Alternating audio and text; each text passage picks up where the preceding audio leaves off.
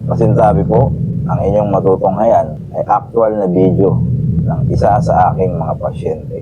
Ang pasyenteng ito ay sinaniban ng hindi ordinaryong diablo o demonyo, kung saan ay maraming kakaibang nangyayari sa kanya na hindi kayang ipaliwanag ng siyensya o ng mga espesyalistang doktor.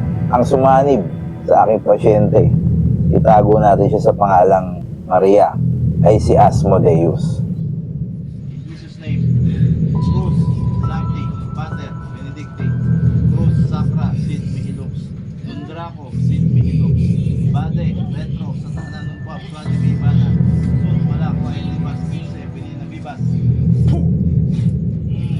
Hindi ka mananalo. Kala mo, mananalo ka.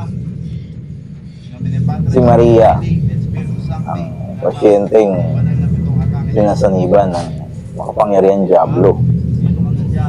Ang diablong ito ay nagbibigay sa kanya ng kapighatian, pagnanasa sa laman, at mga marami pang karumal-dumal na nagbibigay ng dumi sa kanyang utak at nagtutulak sa kanya na makagawa ng mga masasamang bagay. Dumating na sa punto na si Maria ay hindi niya nakinaya ang mga nangyayari sa kanya. Kaya sumangguni siya sa amin upang siya'y matulungan sa spiritual na bagay. Sino ba si Asmodeus? Si Asmodeus ay isang demonyo mula sa mitolohiya na pangunahing nauugnay sa kasalanan ng pagnanasa, na itinuturing na isa sa pinakamapangyarihan at masamang demonyo sa impyerno, kung saan siya ay madalas na inilalarawan bilang isang pinuno o prinsipe na nagmamanipula sa mga sexual na pagnanasa ng mga tao at nagdudulot ng kaguluhan sa loob ng mga relasyon. Sa esensya, ang kanyang masamang kalikasan ay nagmumula sa kanyang tungkulin bilang sagisag ng walang pigil na pagnanasa at ang mapangwasak na kapangyarihan na maaari nitong gamitin sa mga individual at lipunan. Kasalanan ng pagnanasa. Ang Asmodeus ay karaniwang nauugnay sa kasalanan ng pagnanasa gamit ang kanyang impluwensya upang tuksohin ang mga tao may labis na pagnanasa sa sexual at pagtataksil, pinuno ng impyerno. Sa maraming paglalarawan, si Asmodeus ay nagtataglay ng isang makabuluhang posisyon sa impyerno na kadalasang itinuturing na isang prinsipe o hari sa ilalim ni Lucifer. Samahan ng pagsusugal. Ang ilang mga interpretasyon ay nauugnay din kay Asmodeus sa pagsusugal, na nakikita siyang tagapangasiwa ng mga sugal sa loob ng impyerno. Mapagpalang araw sa aking mga kapatid at mga taga-subaybay. Welcome po sa aking channel, Buhawi the Empath. Ito po ang episode 3, ang Sanib. Maraming salamat po sa aking mga taga-subaybay, sa aking mga manonood, sa lahat po ng sumusubaybay at walang sawang sumusuport sa akin at sa aking channel. Mapagpalang araw po sa inyong lahat. Maraming salamat po.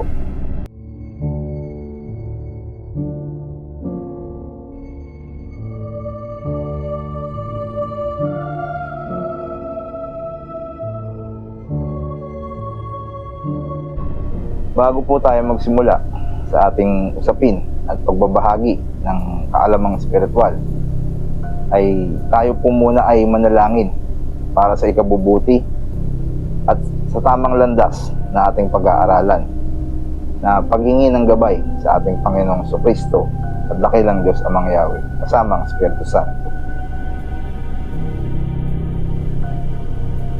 Sa ngalan ng Ama, ng Anak, at ng Espiritu Santo. Amen. Mahal na Panginoong Jesucristo, dakilang Diyos Amang Yahweh, Amang Espiritu Santo, hinihingi ko po ang basbas at pahintulot upang ibahagi ko po ang aking karunungang espiritual sa lahat ng aking mga manonood at mga taga-subaybay. Naway gabayan niyo po kaming lahat na tahakin namin ang tamang pag-aaral, Panginoon. Nihiling po namin lahat yan sa inyong banal at makapangyarihang pangalan, Panginoong Jesucristo, Dakilang Diyos amang Yahweh, Amang Espiritu Santo. Amen. Sa ngalan ng Ama, ng Anak, Espiritu Santo. Amen. 6 types of possession o 6 na uri ng sanib. Ang una ay ang demonic possession. It's when a demon takes over the person's body without their consent. It speaks in different language and tongues, sudden personality changes, sudden violence, even natural strength. Ito ay kapag kinuha ng demonyo ang katawan ng tao nang walang pahintulot. Nagsasalita ito sa iba't ibang wika at mga wika. Bigla ang pagbabago ng personalidad, bigla ang karahasan kahit sobrang natural na lakas. Demonic possession. Halimbawa ng isang demonic possession ay kapag ang isang tao ay bigla na lang mayroong pagbabago ng kanyang ugali, o sa madaling salita ay nawawala ang kanyang magagandang ugali o traits, at nagsasalita siya ng iba-ibang lingwahe. Base sa aking eksperyensya, marami akong na-encounter na kadalasan ang cases nila ay demonic possession. Nagiging malakas ang isang tao na hindi natural at nawawala sa sarili at nagsasalita ng iba't ibang lingwahe at nagkakaroon ng mga pagkakaibang karakter. Kung ano man ang karakter niya dati ay nawawala ito sa kanyang sarili. Pangalawa, ang pangalawang uri ng possession, ito ang physical pain o physical na sakit. This is a sickness or injury due to a demon being inside the person. It does not impact the soul, just the body. Ito ay isang karamdaman o pinsala dahil sa isang demonyo na nasa loob ng tao. Hindi ito makakaapekto sa kaluluwa, kundi sa katawan lamang. Physical pain o physical na sakit ng possession. Kadalasan, ang mga taong nakakaranas nito ay nagkakaroon ng hindi maipaliwanag na sakit sa katawan. Maaaring sila ay nagpatingin sa mga espesyalista, ngunit hindi ito maipaliwanag ng mga doktor o anumang laboratorio kung ano ang nangyayari sa kanila. May mga kaso kami na hinawakan ng mga physical pain na hindi maipaliwanag ng mga doktor, kaya ito ay sumangguni sa amin. Kadalasan sila ay nagkakaroon ng mga sugat o hindi maipaliwanag ng mga pasa na lumalabas na lamang bigla sa kanilang mga katawan. Ito ay isang uri ng demonic possession na hindi maipaliwanag ng siyensya. Hindi maipaliwanag ng mga sugat o mga lumalabas sa balat na kahit anong gamot ang ilagay mo o anong sangguni mo sa espesyalista ay hindi gumagaling ang mga ito. Marami sa mga ating kapatid ang nakakaranas ng physical pain o physical na sakit. Number 3, diabolic oppression. This is when a demon torments a person, causing a tragic events in their lives. The loss of a loved one, the loss of a job, a hope. Basically, the story of Job. Ito ay kapag pinahihirapan ng demonyo ang isang tao na nagiging sanhi ng mga kalunos-lunos na pangyayari sa kanilang buhay. Pagkawala ng minamahal, pagkawala ng trabaho, tahanan, kagaya ng naitala sa Biblia na ang kwento ni Job. Halimbawa ng diabolic oppression. Ito ay pagsubok na binibigay ng isang demonyo o diablo sa isang taong nananalig sa ating Panginoon. Isang magandang halimbawa ang istorya ni Job, na kung saan ay sinubok ng diablo o demonyo ang kanyang tunay na pananalig. Hinayaan ito na mangyari ng ating Panginoon upang makita niya rin kung gaano katapat at gaano katotoo ang pananalig at debosyon ni Job sa kanya. Ginawa ng diablo na alisin lahat kay Job. Unang-una ang kanyang mga mahal sa buhay, ang kanyang mga pag-aari, ang kanyang ikinabubuhay. Tinitingnan ng diablo kung hanggang saan tayo, kung hanggang saan ang ating pananalig ay aabot. Ito ang mga pagsubok na binibigay ng ating kalaban na diablo. Naway maging magandang aral ang istorya ni Job sa ating mga kapatid na patuloy na nananalig sa ating Panginoon. Ito ay isang magandang halimbawa na dapat tularan. Na huwag tayong bibitaw kahit ano man ang mangyari sa atin, kahit gaano man kahirap ang pinagdadaanan ng ating buhay. Ang diabolic oppression ay ang kapag ang isang tao ay mahina ang loob o mahina ang pananalig. Diyan nagsisimula ang pagpasok ng diablo o demonyo. Ito ang nagiging daan upang tayo ay subukin at makapasok sila ng mas madali. Dahil ang isang taong walang tunay na pananalig ay napakadali para sa isang demonyo o diablo na siya'y subukin at pasukin sa anumang oras. Number 4, diabolic infestation. It's when a demonic entity takes over a house, an object, even an animal.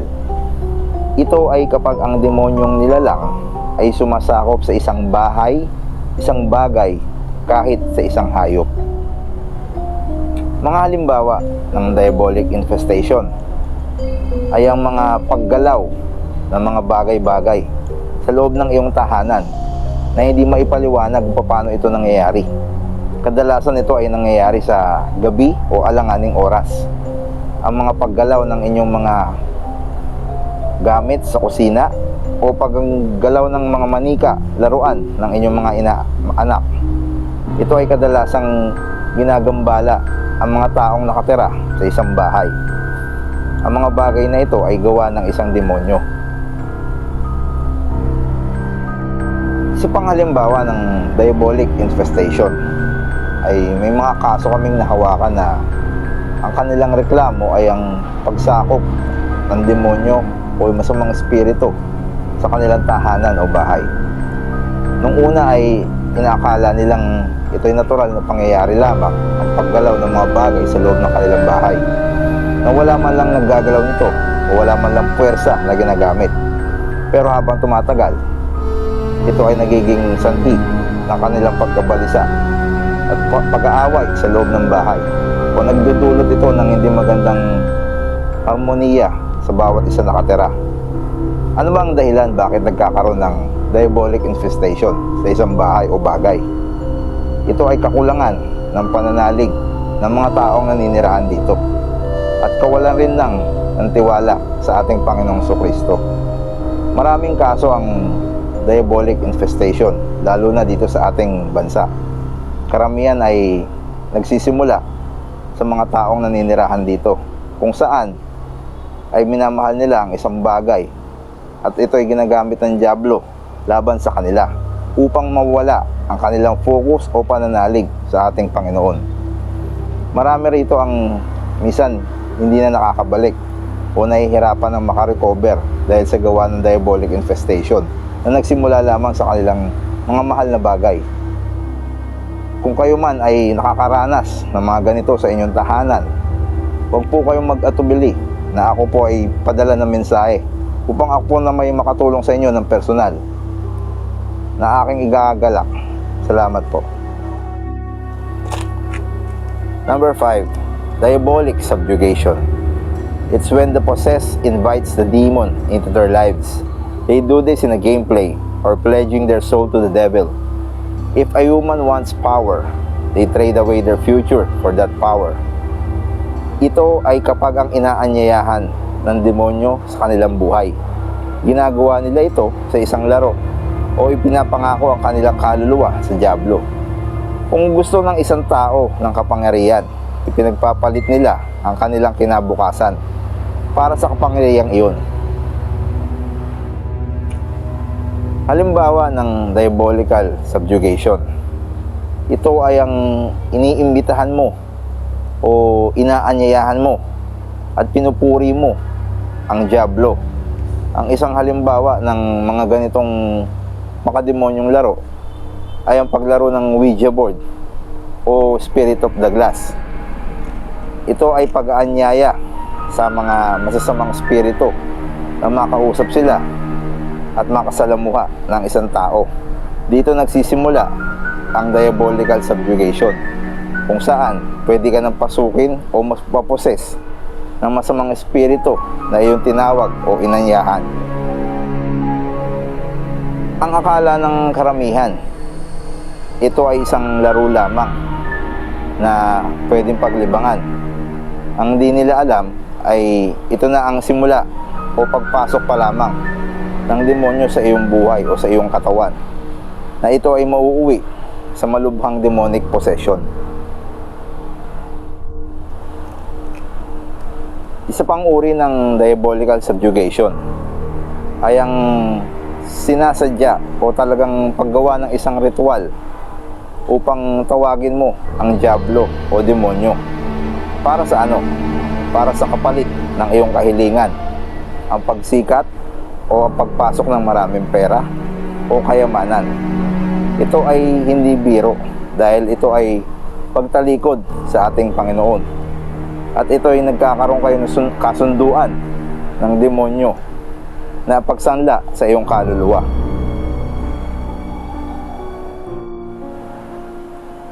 Isang halimbawa ng mga taong gumawa ng diabolical subjugation ay ang mga sikat o premyadong Hollywood star, na kung saan sila mismo ang nagsalita na sinanla nila ang kanilang kaluluwa sa demonyo kapalit ng kanilang pagsikat, pagyaman at pag-unlad sa kanilang industriya ang ginagalawan. Naway sana'y maging halimbawa na wag nating tularan ang mga taong gumagawa ng diabolical subjugation para lamang sa mga makamundong bagay. Dahil ang diabolical subjugation ay pagsanla o pagbigay ng iyong kaluluwa sa kamay ng mga diablo. Ito rin ay malinaw na blasphemy o pagtalikod sa ating Panginoong Jesucristo, na kapag ikaw ay nawala na sa mundong pisikal, ikaw ay mapupunta sa impyerno, kagaya ng inyong napagkasunduan ng diablong iyong kinausap. Number 6, diabolic obsession. It's when a person has constant, overwhelming, and irrational thoughts, making to act as in perverse ways. It's hard to detect because it's the most highly functional of all possessions, but it can lead to suicide, ideation, or murder. Ito ay kapag ang isang tao ay may pare-parehong napakalalaki at hindi naman makatuwiran na pag-iisip na ginagawang kumilos bilang mga masasamang paraan. Mahirap matukoy ito dahil ito ang pinakamahusay na gumagana sa lahat ng mga ari-arian. Ngunit maaari itong umantong sa ideya ng pagkamatay o pagpatay. Minsan umahantong rin ito sa psychological. Isang halimbawa ng diabolic obsession. Sa totoo lang mahirap matukoy kung ang obsession na ito. Kadalasan ito ay naiahalin tulad sa isang psychological problem. Isa sa mga kaso na aming hawakan ay ang isang lalaki na kung saan ay may nagtutulak sa kanya ng pagnanasa sa kanyang sariling anak, na kung saan ay nakakapagsalita na siya ng mga malaswang salita sa kanyang mga anak at nagkakaroon na rin ng pagnanasa. Isa pang halimbawa ay ang inggit sa kapwa. Kapag ang isang tao ay nag-iinggit, nakakagawa siya ng mga bagay na masasama upang makamtan niya kung anong kinaiinggitan niya sa isang tao. Ito ay isang uri ng obsession. Marami sa atin ang hindi nakakaalam nito. Iniisip natin ito ay psychological lamang o natural. Pero kadalasan, pag ito ay lumalala, nauuwi ito sa minsan ay pagpapakamatay o pagpatay sa ating kapwa. Isa rin sa mga dahilan ay ang pananalig pa rin. Wala pa rin tatalo sa isang taong mayroong tunay at malakas na pananalig. Kung ano man ang klase ng obsession na papasok sa iyo, kung ikaw ay nananalig ng totoo at nagtitiwala sa ating Panginoon, walang makakapasok, walang makakapenetrate, walang makakasanib. Sa madaling salita, hindi ka nila kaya kung anong meron ka.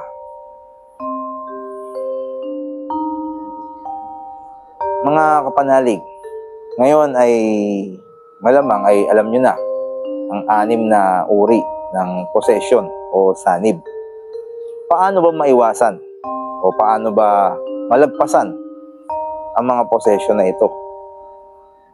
Una, ang pinakauna sa lahat ay ang totoong pananalig, pananampalataya sa ating Panginoong Kristo, sa ating Diyos Amang Yahweh, at basbas ng Espiritu Santo. Yung totoong pananalig na walang alinlangan, walang pagdududa, walang takot. Pangalawa, pwede tayong lumapit sa ating mga kapatid na nasa simbahan. Kung sa tingin mo ay kailangan mo ang ilang kanyang tulong, pwede ka lumapit. Pwedeng sa simbahan o pwede rin sa kagaya namin na mananampalataya ng dakilang Diyos Amang Yahweh at mandirigma na rin ng Diyos. Kami ay taos-pusong nananalig at patuloy na lumalaban sa lahat ng uri ng kampo ng kadiliman o kasamaan. Ito ay ginagawa namin bilang pagtulong at walang kapalit o kabayaran. Kung sa tingin nyo ay kailangan nyo ang aming tulong at hindi pa sapat o hindi pa malakas ang inyong mga pananalig, maaari nyo kaming abutin sa aming mga YouTube channel. Kami ay magagalak na tulungan kayo ng buong puso at walang halong kapalit na kabayaran. Bago ko po tapusin ang video na ito, gusto ko po sanang i-shoutout o batiin ang ating mga kapatid na mandirigma ng Diyos. Shoutout po kay Kuya Benjo, Ka Benjo. Shoutout po kay Midnight the Healer. Shoutout rin po kay Sir Nick Banayo. At binabati ko rin po ang founder ng Paranormal Philippines na si Sir Theophilus. Ganon din po ang mga mandirigma ng Babaylan sa makabagong panahon na aking mga kasama sa pag-aaral ng espiritual. Maraming salamat po sa lahat ng bumubuo ng espiritual na mundo na pumapanig sa ating dakilang Diyos Amang Yahweh at patuloy na lumalaban sa lahat ng kampo ng kadiliman.